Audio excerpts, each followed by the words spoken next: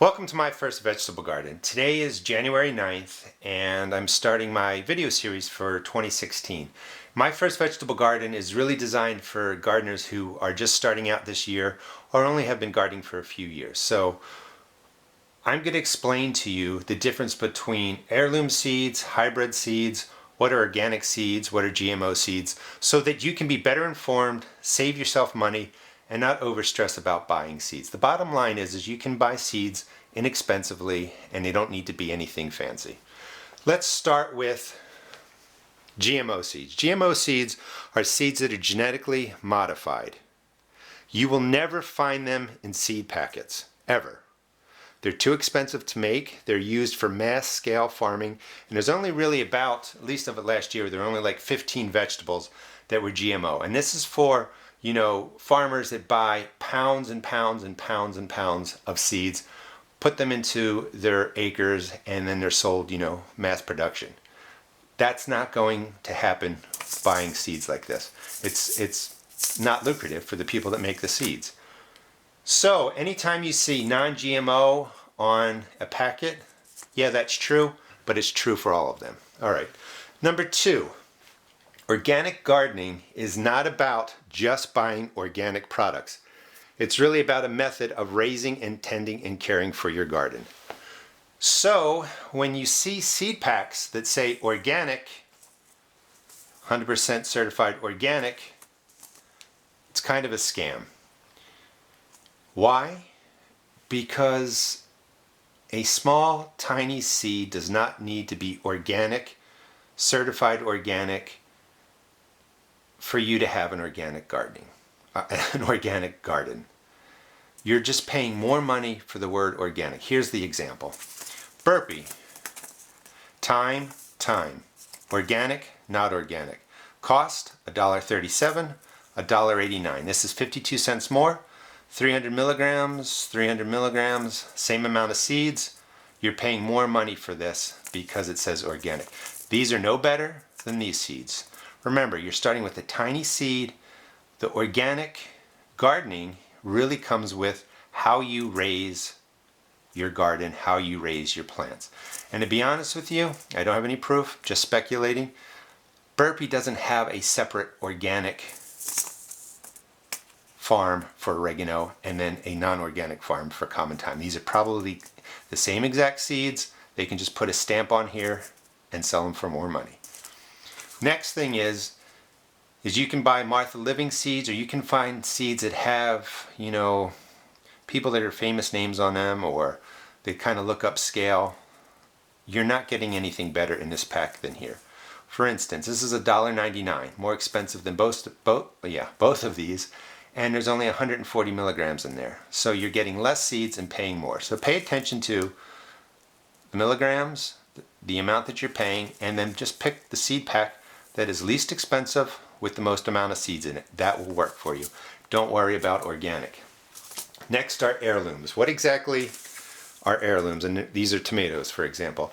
An heirloom is a variety of tomato that has been the same for at least 50 years, depending on where you look. Some people say the vegetable has been the same for at least 75 years. But it's basically any vegetable that has been tried and true, replanted, and always produces the same exact plant, same exact tomato for at least 50 years. I tend to, kind of lean towards 75 years.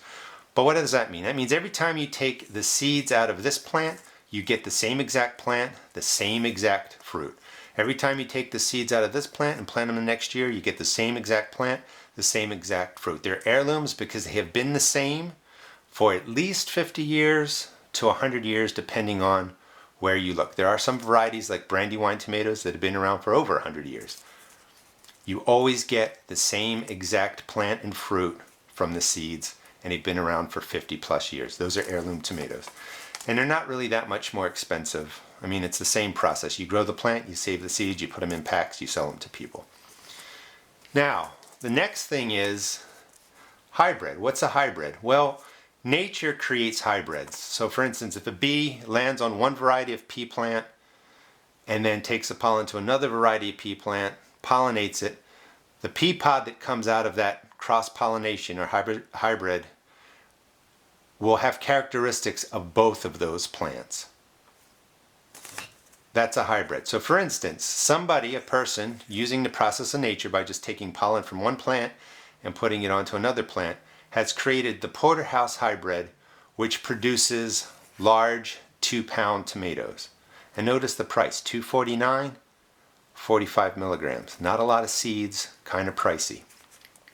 The problem is with hybrids is, like, you buy this, you grow the tomatoes, you have a great year, you save the seeds, you plant them next year, and what you get aren't these porterhouse. You get possibly the two plants that were involved in creating this hybrid. You may get tomatoes that look like one of those plants or the other plant, but you don't necessarily get this. This is a hybrid, and when you take the seeds of a hybrid and plant them year after year, you don't necessarily get the tomato you think you are. That's a hybrid. Remember, the heirlooms, same tomato, year after year after year after year of planting seeds. Eventually a hybrid can be bred and created over years where you get a stable variety that will give you true form every time you plant the seeds. But that's not going to be true when you buy a hybrid. So if you save the seeds and you try and plant them the following year, don't be confused when you get a smaller tomato or a different shape or something like that, because these are hybrids. Now, why would you buy a hybrid? I don't know, to be honest with you. $2.49, 45 milligrams, porterhouse hybrid. A lot of times with tomatoes, I like to say our largest beefsteak. And you flip it over, it says absolutely huge beefsteak tomatoes over 2 pounds each. Okay, that sounds kind of cool. I enjoy growing large tomatoes. Sometimes with hybrids, size takes over at the cost of flavor. I don't know about this product, but I can tell you $2.49 for 45 milligrams, kind of expensive. The Heirloom Mortgage Lifter is $1.19, 130 milligrams, almost 3 times as many seeds as that. And when you look at this, it's a meaty large tomato with 2.5 to 4 pound pink red ribbed fruits. So Heirloom, been around for 50 years or more, bigger tomatoes than these, cost less, you get more seeds.